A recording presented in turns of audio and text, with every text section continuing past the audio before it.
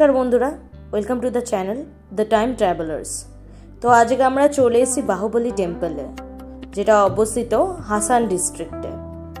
অনেক দিন পর আরেকটি ভিডিও নিয়ে আসলাম।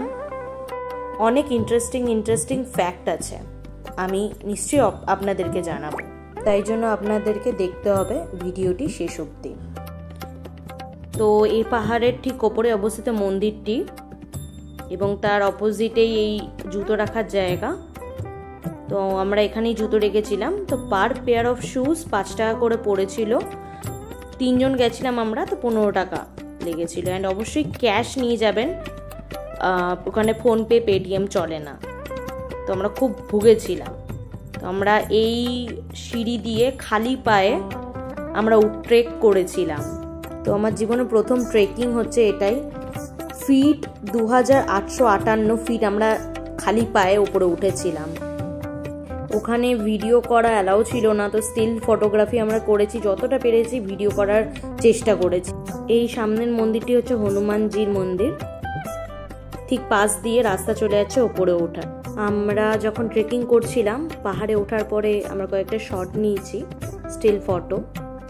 তো আমাদের অবস্থা খুব খারাপ হয়ে গেছিল, আর কোনো জলের ব্যবস্থা ছিল না।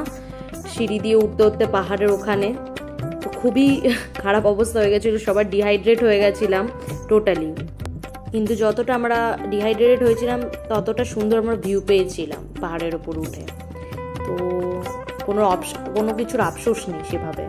তো এই টেম্পলটি গড়ে উঠেছিল 900 সেঞ্চুরিতে এবং এটি জৈনিজমের টেম্পল বেসিক্যালি।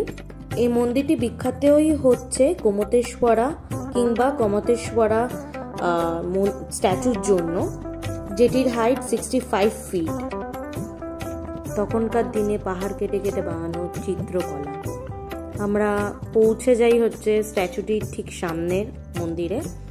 এটি হচ্ছে স্ট্যাচুটির মন্দিরটি, দেখতেই পাচ্ছেন। তখনকার দিনের আর্কিটেকচার কত সুন্দর ছিল দেখুন। এটি হচ্ছে গোমতেশ্বরা স্ট্যাচু। উনি দাঁড়িয়ে থাকা অবস্থায় মেডিটেশন করে 12 বছর ধরে। এর জন্য ওনার সারা গায়ে লতা পাতা জড়ানো।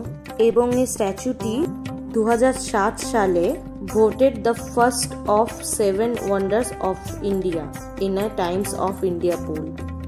এটি একটি মন্দির যেটি 900 সেঞ্চুরি পুরনো, এর ভেতরে মূর্তিও ছিল। গোমতেশ্বরা নিজের হাতে পোয়েট্রি লিখেছিলেন এখানে বসেই শিলার ওপরে। এবং এটি হচ্ছে তার চারিপাশের মন্দিরের ভিউ, ওনার পায়ের পদচিহ্ন, খাওয়া দাওয়া রেখে খাওয়ার জায়গা, থালা এবং বাটি। মন্দিরের অপূর্ব আর্কিটেকচারাল কাজ তখনকার দিনে, কত সুন্দর খোদাই করে আঁকা। ঠিক সামনে অবস্থিত এই রথটি, সেখানে অসংখ্য ছোট ছোট মাছ ভর্তি এবং কেউ সেই মাছ ধরে না। সেখানে এসে লোকে খাওয়া দেয় এবং মাছরাও আসে খেতে, এবং তারা কখনো কাউকে বিশেষ তেমন ভয় পায় না। গোমতেশ্বরার ব্যাপারে কিছু তথ্য আপনাদেরকে জানাতে চাই। সেটা হচ্ছে, তো গোমতেশ্বরা যিনি ছিলেন তার জন্ম হয়েছিল অযোধ্যাতে এবং তার মৃত্যু হয় অষ্টপদাতে। এবং তার বাবার নাম হচ্ছে ঋষভা এবং তার মাতার নাম হচ্ছে সুনন্দা। আজকে এই পর্যন্ত এই ভিডিওটি। ভালো লাগলে লাইক, সাবস্ক্রাইব, কমেন্ট করে জানাবেন কেমন।